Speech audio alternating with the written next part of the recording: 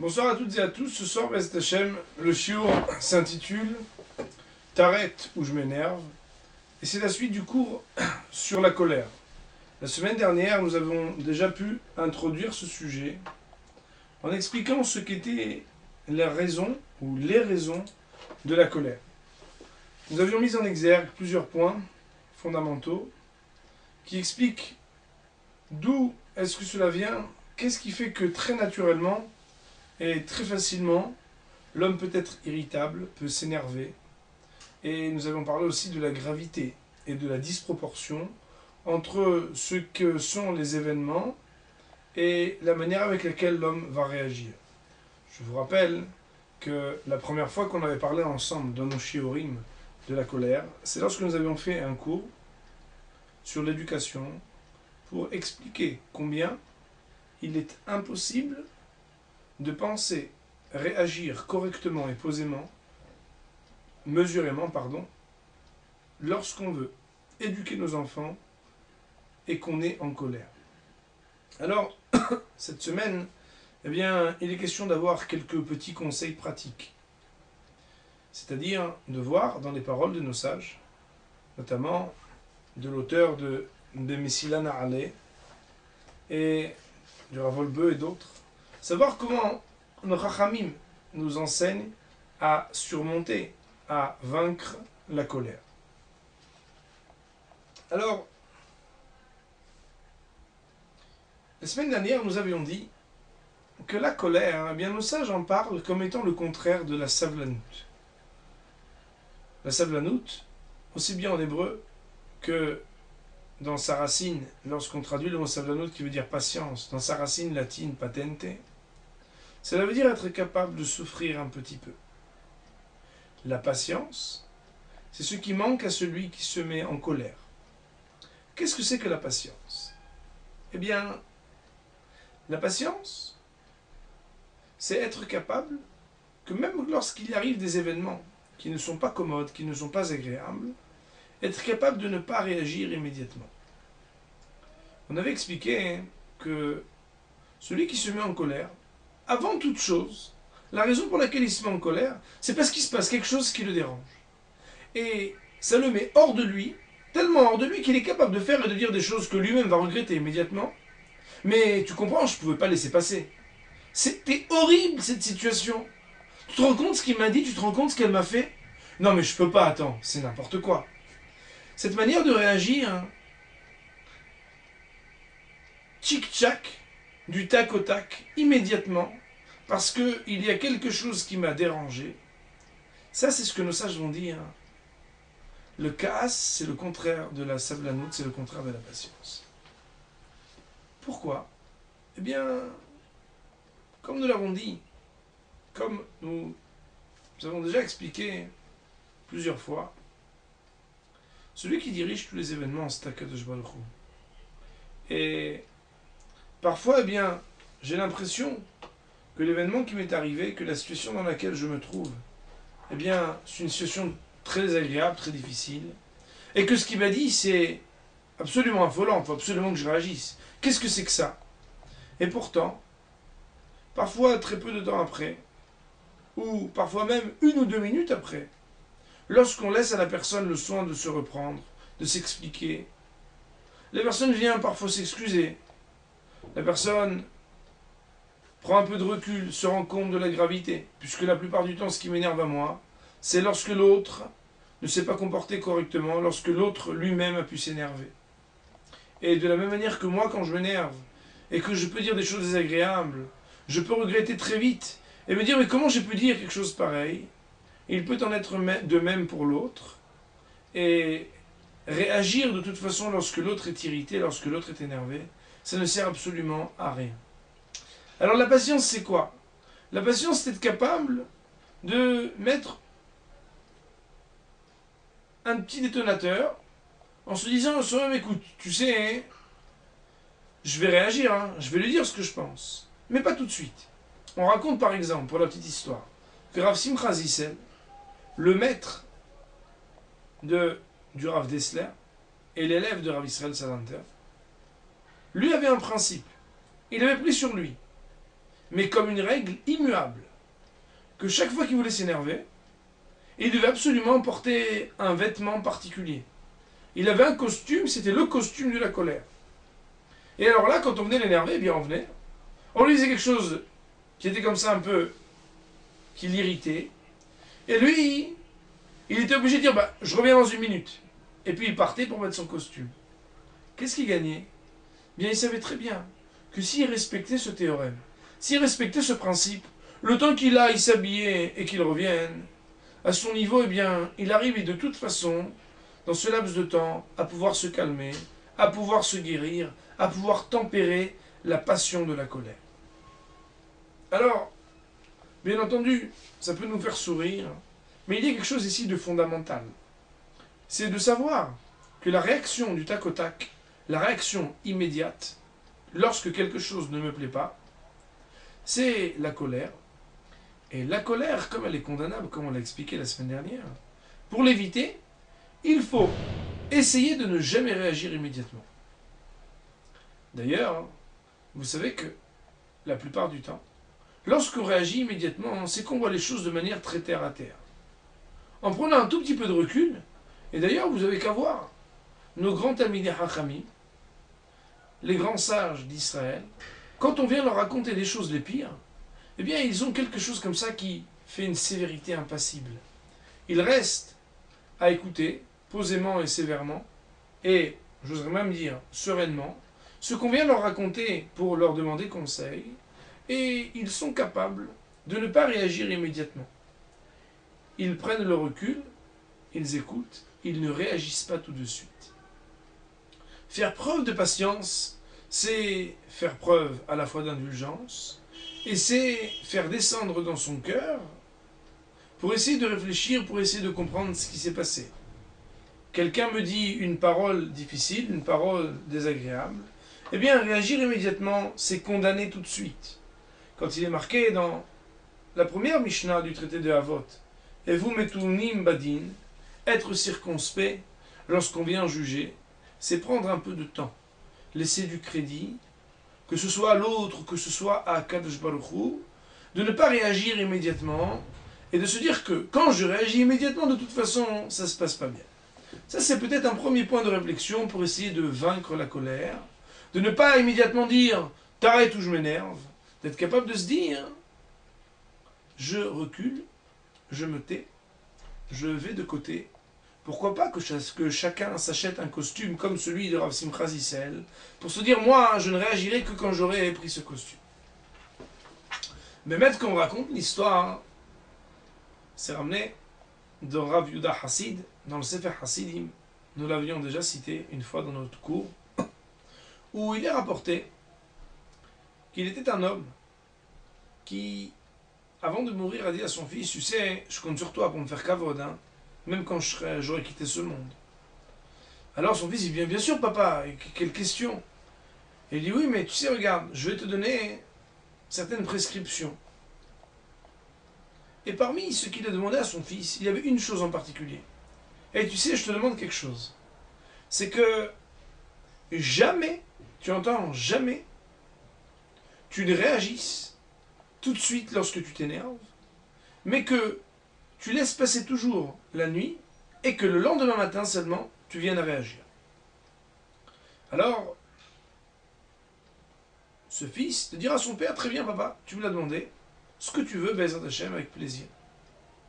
Alors, après le décès de son père, il arriva que cet homme partit de chez lui pendant de très très longues années.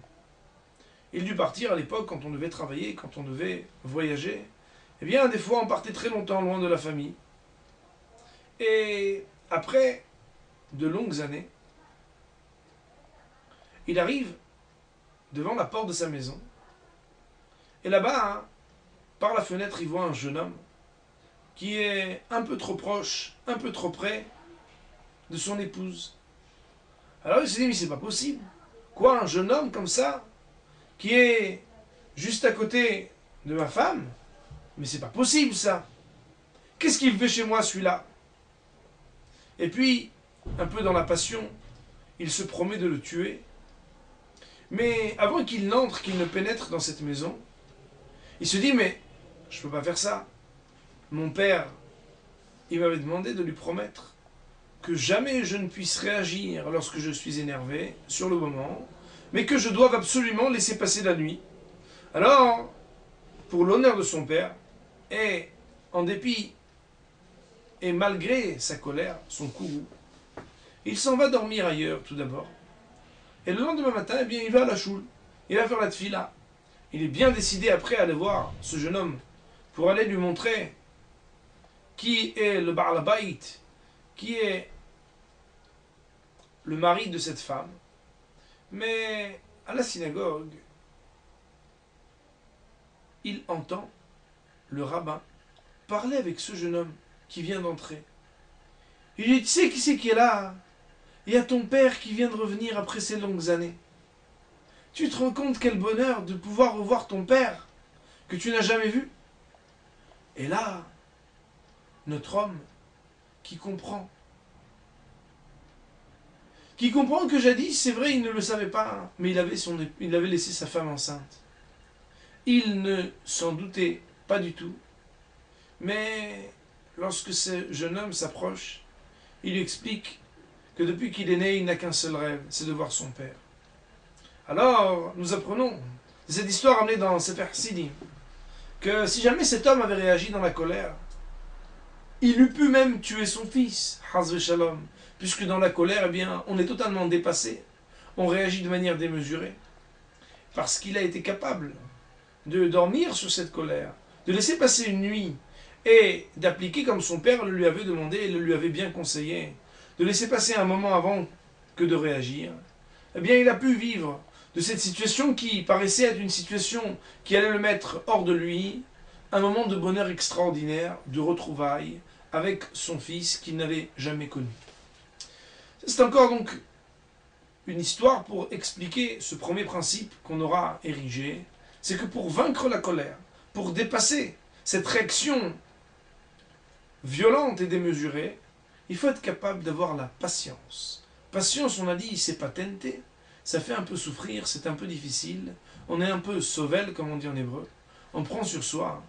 Mais le fait de prendre sur soi un moment, d'aller choisir un costume pour ensuite revenir et réagir, eh bien c'est le temps qu'il faut parfois, juste de quoi se retourner, pour se calmer intérieurement, et pour se dire que, eh bien, pourquoi réagir comme ci plus que comme cela? Pourquoi lever le ton? Pourquoi mal conjuguer le verbe? On peut parfois s'exprimer proprement, posément. Ça, c'est donc le premier conseil qu'on peut donner. Il existe un conseil qui est ramené par le Ramban, Nachmanide. Nachmanide, vous savez qu'il avait une missive. La missive du Ramban, que d'ailleurs vous trouvez traduite en français aujourd'hui. Cette missive, eh bien, elle commence par des mots connus, Shema Beni, Musar Avicha, Ve'al titosh toratimecha, en citant un verset des Proverbes. Et immédiatement ensuite, on nous dit Tedaber ben nahat imaberiot bechol ha'et ou bechol sha'a. Il faut être capable de parler toujours sur le même ton, de manière posée, en toutes circonstances, et quel que soit mon interlocuteur. En cela, on évitera tous les maux, toutes les difficultés, nous dit le Ramban. Alors j'invite chacun, bien sûr, à ouvrir cette lettre extraordinaire. Mais ici, ce soir, on essaie de faire un recueil de conseils de nos hachamim pour éviter et pour surmonter la colère. Eh bien, ici, on nous donne un message absolument exceptionnel. C'est quoi? Eh bien, c'est que un homme doit avoir des règles. Comme on l'a dit la semaine dernière, la Gemara dans Hérouvine explique pourquoi est-ce qu'on a tranché la loi comme Beth Hillel et pas comme Beth Shammai. Voici que les uns se chamaillaient avec les autres, pour ainsi dire, les Shem Shamaim, pour essayer de trouver la vérité de la Torah. Et Beth Shammai n'était pas moins, Hachamim n'était pas moins sage que Beth Hillel. D'ailleurs, vous savez qu'à propos des discussions de Beth Shammai et Beth Hillel, nos sages nous disent Elu ve'elu divrei Elokim Haim. Les uns et les autres portent la voix de Dieu. Ce sont des paroles de vie. Alors pourquoi avoir tranché, nous dit la Gemara, plus comme Beth Hillel que comme Beth Shammai? Plus comme l'école talmudique de Beth Hillel que celle de Shammai? Tout simplement parce qu'ils étaient nohim, parce qu'ils avaient un ton posé.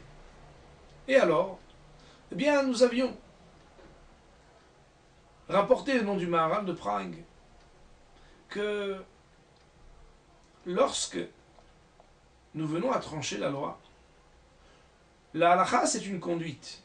Une conduite, c'est quelque chose qui est droit, qui est toujours la même chose. Lorsque quelqu'un n'est pas posé dans son discours, n'est pas posé dans sa conduite, eh bien, même s'il a de grandes qualités, ce n'est pas comme lui qu'il faudra suivre la halakha, qu'il faudra se comporter. Car la conduite, c'est quelque chose qui est droit et qui ne sort pas de la yashrout, de la droiture. Autrement dit, il existe une qualité fondamentale d'avoir un comportement linéaire, de ne pas aller d'un côté et de l'autre, de ne pas, on va dire, avoir des sautes d'humeur. Aussi, eh bien, de Beth Hillel et de cette Gemara dans le traité de Hérouvin, nous apprenons que si nous nous éduquons à avoir un compresseur, dans la musique, c'est quoi un compresseur? C'est un appareil qu'on utilise. Dès que le son monte un peu trop, eh bien tout seul, il remet au bon niveau. À l'intérieur, nous, on doit essayer de se dire que dès qu'on lève le ton, c'est interdit, c'est pas bon. On prend un carton. D'ailleurs, on peut même faire un carton. Alors, si on s'éduque, nous dit le Ramban, à avoir toujours le même ton, même lorsque quelqu'un nous énerve, nous irrite, être capable de garder le ton de la même manière, on va lui parler à lui comme on parle à celui avec qui, eh bien, on est très bon ami et avec qui on s'entend, avec qui on est serein et détendu. Eh bien déjà, ce sera un moyen de ne pas dire des choses désagréables, de ne pas réagir démesurément. Pourquoi? Tout simplement parce qu'on ne peut pas vraiment dire des choses qui ne sont pas posées, qui ne sont pas agréables, en le disant de manière tellement posée. Je vais expliquer un peu mieux. On ne peut pas crier sans lever le ton. Et le fait de parler à voix basse, le fait de parler de manière posée, ça va forcément nous influencer à dire des choses qui seront adéquates, à dire des choses à la juste mesure. Ne pas réagir dans la colère, c'est donc pas forcément ne pas réagir du tout. Si on est capable de se tenir à un certain ton, à un certain mode de parole, eh bien on pourra même réagir posément.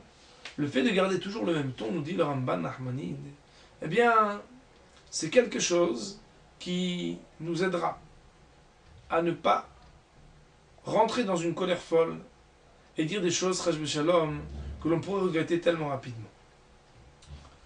Nos sages nous parlent d'autres conseils aussi. Puisque vous vous rappelez, la semaine dernière, eh bien, nous avions expliqué que lorsque je m'énerve, eh bien, nos sages parlent de la colère comme de la avodah zara, comme de l'idolâtrie. Aussi, pour ceux qui le savent, eh bien, l'idolâtrie, c'est une des 3 avérotes, des 3 péchés, pour lesquels il y a règle va avoir, il faut être capable de se laisser tuer plutôt que de fauter. Alors, nous avions demandé, mais comment c'est possible de parler de la colère de manière tellement grave? La conclusion, bien entendu, vous écouterez ce shiur, était d'expliquer que l'homme, parfois, considère que sa volonté, elle doit être absolument appliquée. Et que, oi va voy, si je n'obtiens pas ce que je veux. Quand on s'énerve, c'est parce qu'on ne peut pas supporter quelque chose qui n'aille pas dans le sens de ma volonté. Or, la seule volonté qui doit importer, c'est celle d'Akadosh Baruch Hu. Aussi, et c'est peut-être un conseil, peut-être le plus important, c'est d'être capable de dire la phrase suivante. c'est pas grave. Quelque chose arrive, je vais monter sur mes grands chevaux, commencer à m'énerver. Il faut que je m'éduque à pouvoir dire, mais c'est pas grave. Un homme, il voit toujours des montagnes, des choses qui ne sont pas comme il veut. Et pourtant, quand il se pose réellement la question, est-ce que c'est parce que dans l'absolu c'est grave? Ou est-ce que c'est parce que moi personnellement je veux quelque chose? Eh bien, très souvent, il se rend compte qu'il veut se gâter. Il veut servir sa propre personne, son propre ego. Et que la gravité, c'est pas tant ce qui s'est passé. C'est tout simplement qu'il n'a pas décidé de tout. Il faut que monsieur, il puisse décider de tout ce qu'il y a autour. Parce que c'est comme si lui, eh bien, il se divinisait. Lui, il est plus important que tout. Et attention, hein, si ça ne marche pas comme monsieur veut, eh bien alors là, je tape du poing sur la table, je crie, je m'énerve. Ça, c'est parce que l'homme ne fait pas assez cet effort. De se dire que c'est pas grave, Zélon aura. C'est pas tellement important. Le sens de l'essentiel, eh bien, c'est d'être capable de se dire que ce qui m'arrive, c'est Akadosh Baruch Hu qui me l'envoie. Et peut-être là aussi un autre conseil. Puisque la semaine dernière, nous avions dit qu'une des raisons aussi de la colère, c'est d'oublier que celui qui mène les marionnettes là-haut dans le ciel, c'est Akadosh Baruch Hu. Et que ceux qui me parlent et qui parfois même me disent des choses désagréables ne sont là que les émissaires de la volonté de Dieu. Il eût pu choisir les uns ou les autres pour faire ce qu'il voulait. Eh bien, être capable de se dire que c'est Akadosh Baruch Hu qui dirige les choses. C'est Akadosh Baruch Hu qui décide. C'est lui qui m'a envoyé tel ou tel événement, telle ou telle remarque, telle ou telle personne en face, telle ou telle situation. C'est très certainement prendre un peu plus sur soi. Quand on sait que c'est celui qui nous aime, que c'est celui qui nous connaît, qui nous envoie une situation, qui nous envoie une rencontre, une épreuve, eh bien, on sait qu'il est derrière et qu'il attend de voir comment je réagis. La plupart du temps, Akadosh Baruch Hu, il n'attend pas que je réagisse violemment. Il n'attend pas que je lève le ton, que je crie sur ceux qui m'entourent. Parce que je m'aliène, je ne ressemble plus ni à moi-même ni à personne. Et un homme doit savoir que si Akadosh Baruch Hu nous présente des situations, ça n'est pas pour nous hériter. Une fois, j'ai dit à quelqu'un que j'ai reçu ici, qui m'a présenté une situation difficile, je lui ai dit, mais vous pensez qu'Akadosh Baruch Hu, il tire sur vous avec une carabine? Et que de là où il est, dans le ciel, il tire comme dans une fête foraine pour claquer le plus de ballons? Bien sûr que non. Toutes les situations les plus irritables, qu'on le veuille ou non, eh bien, elles révèlent quelque chose qui me dérange intérieurement, parce que ça me révèle certainement un travail que je dois encore faire. Il y a parfois dans les couples des situations où quelqu'un va vous dire, mais il me rend totalement fou, vous vous rendez pas compte de ce qu'il me dit. Chaque fois, il met le doigt exactement sur ce qui me dérange. Il n'arrête pas de me dire des choses difficiles. Elle n'arrête pas, tu te rends pas compte, elle n'arrête pas de me dire des choses. Mais en réalité, bien entendu, je ne suis pas en train ici de justifier les querelles et en train de dire, mais allez-y, mettez de l'huile sur le feu, je ne suis pas en train de dire ça. Je suis en train juste de dire que chaque fois que quelque chose perturbe et énerve, ça renvoie à une question que l'on n'a pas encore résolue, à un problème que l'on n'a pas encore traité. Nos grands hommes, les grands sages du clan d'Israël, en l'occurrence Hillel Hazaken, qu'on n'arrive jamais à énerver, comme l'histoire le raconte dans le Talmud, eh bien, nous révèle que lorsqu'un homme il est chalem, lorsqu'un homme il est serein, lorsqu'un homme il est intègre, il pourra rester impassible, pourra rester posé et serein dans n'importe quelle situation. Alors bien sûr, on n'a pas le niveau d'Hillel. Et puis en plus, les gens qui sont autour de nous sont des fois mal intentionnés. Les situations sont difficiles. On s'énerve, on crie. Et puis quand quelqu'un vous crie dessus, parfois ça nous démange de lui dire, mais tu t'arrêtes un peu? Et pourtant, celui qui a le dernier mot, celui qui gagne, c'est celui qui essaye d'appliquer les conseils que nous avons cités.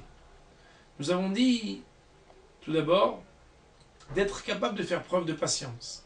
La patience, c'est le fait de appuyer sur pause, de dire je ne réagis pas tout de suite, et ce, quoi qu'il arrive. Par exemple, eh bien, pour citer Laura Benchetrit, qui dit que dans des couples, eh bien, quand on est énervé, il faut être capable de dire à l'autre, écoute, dans 2 heures, j'aimerais te parler. Demain matin, il faut qu'on se parle. Pourquoi? Parce qu'il sait très bien que s'il réagit tout de suite, il va lui dire des choses, que pour rattraper le coup après, ça va être très difficile. Pour preuve, c'est que lui-même, de toute façon, il n'a pas envie de dire ces choses-là. Mais dans la colère, bien, il va laisser dépasser ce que lui pense véritablement pour dire des choses désagréables. Plutôt que faire cela, eh bien, il faut être capable de dire, tu sais, je voudrais qu'on se parle un peu plus tard.